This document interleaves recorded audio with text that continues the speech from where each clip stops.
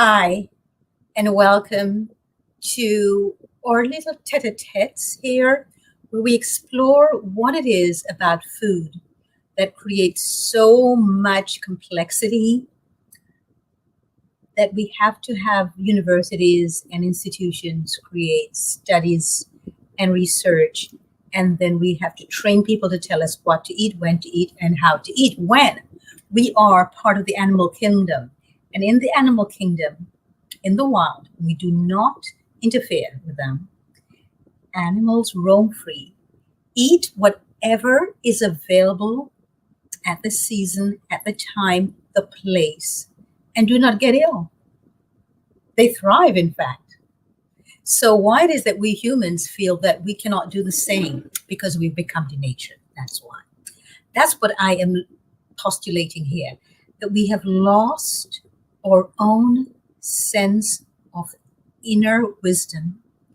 And so we have become extremely tethered and extremely hypnotized to believe that we cannot eat instinctively and intuitively. When in truth, all we need to do is clean out our systems and start afresh. And what would that look like? It would mean not giving our power away to institutions and corporations and companies that profit off of what they're selling us. Whatever it is that they sell us that has nothing to do with our own truths and our own lives. Look at the huge abundance, in fact, proliferation of illnesses and diseases that were not around when we were roaming free and eating whatever we found that was there in season and in the place where we were roaming. And in its natural form, we didn't have to make into a gourmet meal. We didn't have to have a chef prepare it. We simply took it straight from the land and ate it exactly as it was in its own native form, raw form. So we discovered fire. Fire was an excellent discovery because then we could stay warm during colder months. And then somehow we discovered we could also cook our food with it and preserve the food as a result. Because if you've got a raw banana, at some point that banana will go to waste if you do not eat it. But if you cook it, as some cultures do, they cook their bananas, they fry them, in fact, and that's supposed to be gourmet, then you can keep that cooked banana a little longer. But for how much longer? Not much longer either. So what is this fascination about keeping food? How long will this keep is the most frequently asked question when I give workshops. How long will this last? Does it matter how long it lasts? The truth is that food is meant to eat once it is picked. Once you juice something, once you've done anything to it, you're meant to eat it right away. We have become hoarders. So we go out and we buy this huge, a trolley full cart of food. And we then take it home and we stuff it into the fridge and into the pantry and anywhere else we can stuff it. And then we forgot we bought it in the first place. So then we end up wasting it. And then it goes to a landfill, where it creates all kinds of methane gases that poison us and poison the air and make us sick. So are we doing this the wise way? Are we really that smart? Are we really that wise in what we're doing with our food supply? Should we really be paying people to create foods in a lab?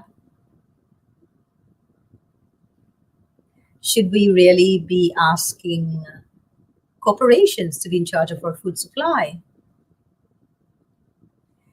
Or should we take our power back and be in charge of our own food supply? I invite you all to start thinking about this because in the next days ahead, I will be tuning in here. I'll be asking for your comments as well and your feedback. Because I think the reason why we're so ill, when I say ill, I see illness as disease, dis-ease, a lack of ease in the body. And if it happens in the body biologically, then it happens in the mind. Because where's our mind? It's not in the brain, it's all over our body. And as far as I'm concerned, we have two brains. One is in the gut, which is where we have the microbiome, which either flourishes or is on the border or we have destroyed it, which is really what causes, in my opinion, and in other people's opinions who've been working with microbiome, a tremendous amount of mental and emotional illness as well. So we have a fear of each other because people have become very angry and some people even hateful. And we have not linked it back to the food supply or the lack of it. So I want to start thinking about what is food? What does it look like? What does it smell like? What does it taste like? What does it sound like? Because all food involves all of our senses. If you cannot hear the texture of the food when you bite into it or chew into it, it is already food that has been denatured and it no longer is really food. There's no vitality in there. If you cannot smell your food, you have no reason to put it inside your body. If you cannot taste it because the taste is very weak or it's compounded by artificial things, then you have no business putting it into your body in the first place. If you cannot touch the food and feel the different textures of it when you touch it, whether it touches your tongue or when you touch it, it's not meant for you, an alive human being at all.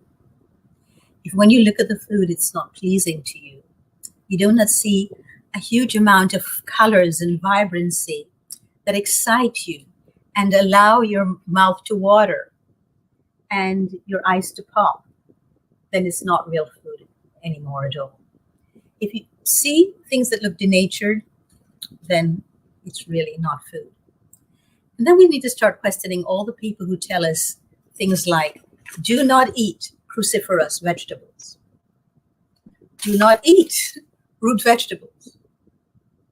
These come straight from the earth. They're in season. They grow naturally in the land. And then we're telling people not to eat them. We've developed a whole industry around what to eat and what not to eat. We need to start letting go of that and start asking ourselves, why is it that animals left to their own devices will eat intuitively and thrive, and yet human beings who follow all of these suggestions and advice and being told what to eat and what to eat, how comes we're always so sick, mentally, physically, emotionally, because you have to be sick on all three levels for the biology also to be sick. So why is it that we are not thriving? We have given our powers away. We've given them away to institutions and to corporations. And the food supply has no business being there because we are part of nature and food is nature replenishing us as nature and we replenishing ourselves as nature. And so we need to hold our food supply as a sacred and extremely precious resource. And we need to interact with it as such. So please join me here as I start a whole series of redefining who we are, and as such, what is our food supply, what it ought to look like. Because our very lives depend on it, the state of our lives, the energy which we give off with each other, around ourselves, in which we wake up in the mornings or with which we go to sleep at night, all depends on water, air, and our food supply. And all of those three depend on our thought patterns, and what we believe and what we don't believe, what we accept and what we do not accept. So I invite you all to question everything. Question yourself, question me, question everything I say, and question everything you hear. Only in questioning things do we come to the truth of who we are.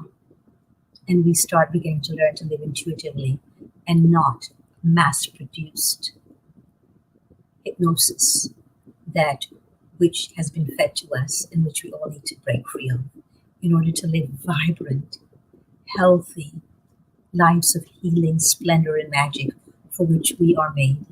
So please join me, Dorit, Elegantly Raw, my series, and please comment and subscribe so that we can do this together. So until next time, be bold, be mindful, and question everything. Until next time,